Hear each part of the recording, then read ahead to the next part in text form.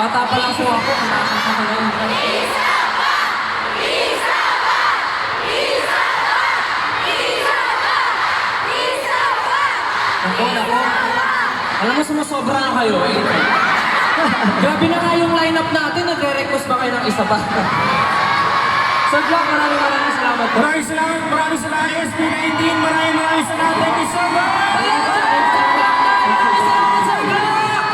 Grabe! Well, sana buhay hindi pa ito muli. Siyempre, Sir Glock, maraming salamat po sa pagkakataon na mag-perform tayo together. Siyempre, kailangan, di ba? Ito ang finale. So, naglabas kami ng mga legendary artists mula sa aming bulsa.